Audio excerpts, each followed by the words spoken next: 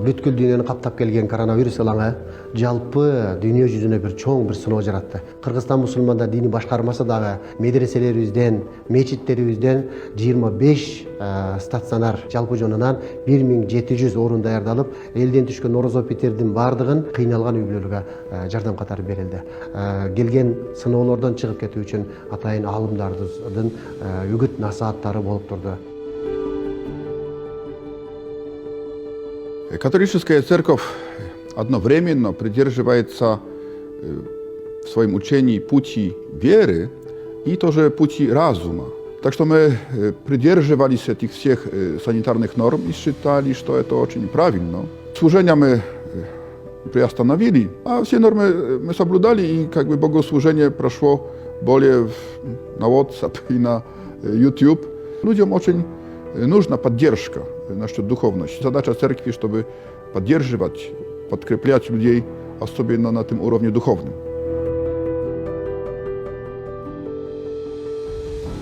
Когда правительством было предложено прекратить общественные богослужения, закрыть храмы, конечно, мы подчинились. Как раз пришлось на время Великого Поста, это время особой молитвы, особого духовного подвига.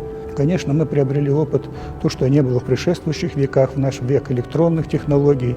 Мы могли онлайн вести и богослужения, и проповедь. Отрадно было видеть, как множество наших православных верующих откликнулись на призыв помогать нуждающимся во время эпидемии, дружно оказывали помощь тем, кто оказался в тяжелом материальном положении, без лекарств, без пищи.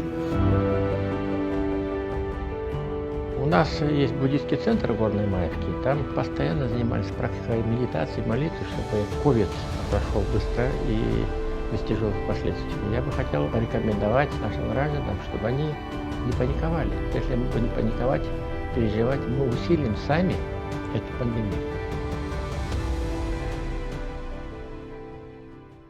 Были в самоизоляции, находились все время дома, соблюдали санитарный режим, масочный режим и отменили все офлайн встречи.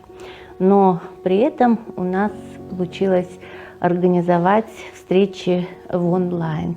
Научили старшее поколение пользоваться Zoom, проводили конференции, обучающие занятия, семинары и детские классы.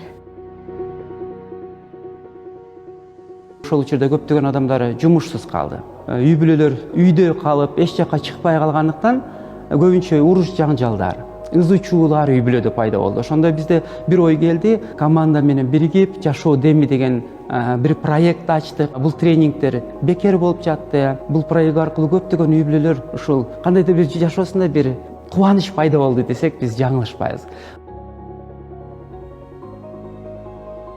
Коопсуздук чараларын биз бүгүнкү күндө да калтырбастан сакташыбыз керек. Санитарная обработка входящих людей, вот чтобы руки были чистые, масочный режим, дистанция в храме. Все нормы соблюдаем, все в масках, все руки моем. Надо нам с вирусом воевать. Бардык диндер, же болбосо улуттар бардыгы бирге биз бул кыйынчылыктарды жеңе алабыз.